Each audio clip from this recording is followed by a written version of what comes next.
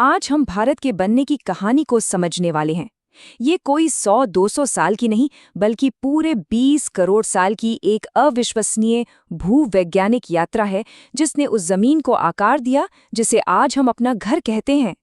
मतलब यहाँ का हर एक पहाड़, हर एक नदी असल में संघर्ष और बदलाव की एक कहानी सुनाता है। एक ऐसी कहानी जिसे लिखने में लाखों करोड़ों साल लग गए।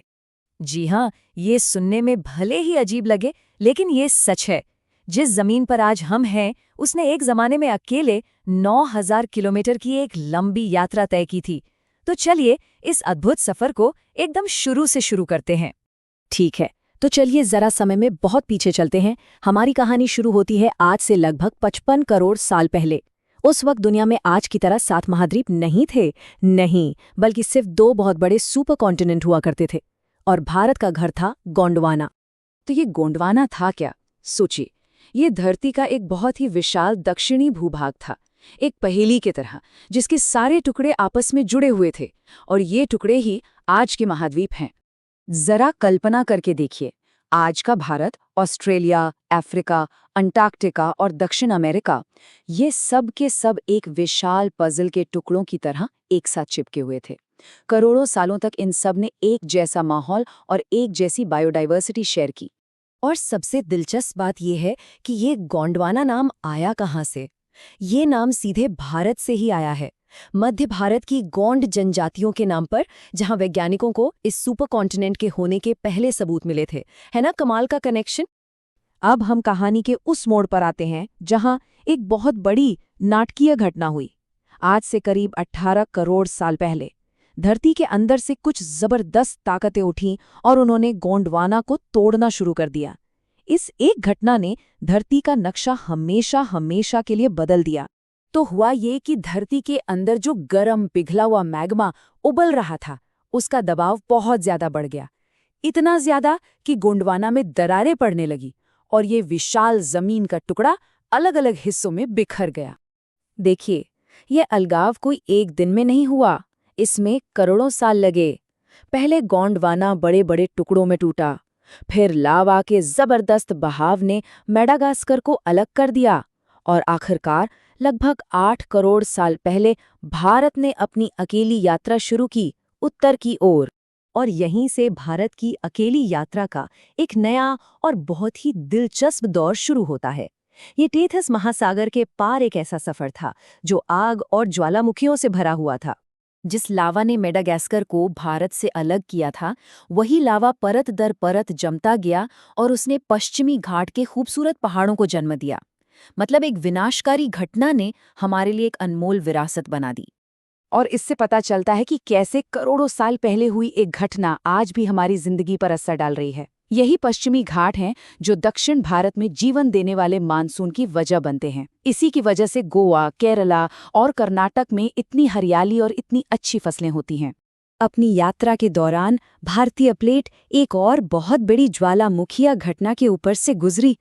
इससे बना डेक्कन ट्रैप्स, एक विशाल पठार जो आज महाराष्ट्र, गुजरात और मध्य प्रदेश के एक बहुत बड़े हिस्से को कवर करता है। वो समय धरती पर जीवन के लिए बहुत ही विनाशकारी था।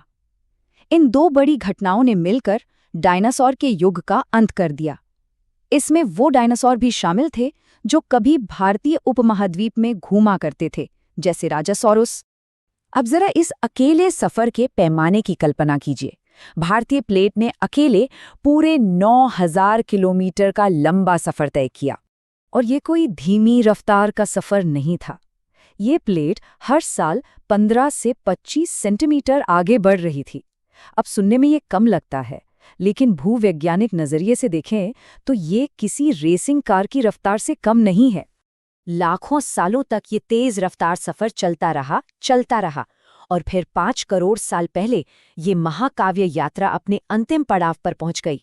और अब आता है इस कहानी का क्लाइमैक्स। भारतीय प्लेट की टक्कर हुई विशाल यूरेशियन प्लेट के साथ। ये एक धीमी गति की टक्कर थी, लेकिन बेहद शक्तिशाली। ये कोई मामूली टक्कर नहीं थी। ये इतनी जबरदस्त थी कि इसने पृथ्वी की सतह को किसी कागज की तरह मोड़ दिया और ऊपर की ओर धकेल दिया। इसी से जन्म हुआ दुनिया के सबसे ऊंचे पहाड़ों का, हिमालय का। उस टक्कर का नतीजा आज हमारे सामने शान से खड़ा है।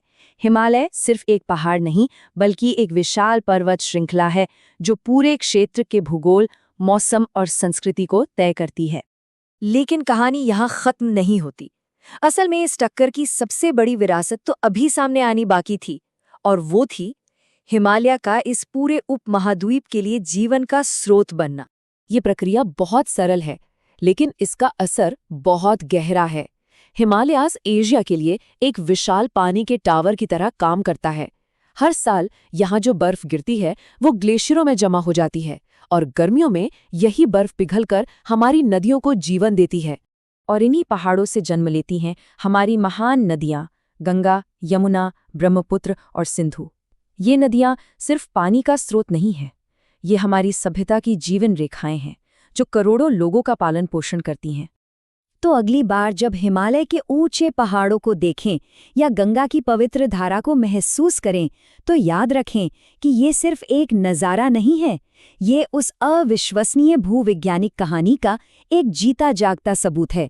एक ऐसी कहानी जो आज भी हर पल लिखी जा रही है।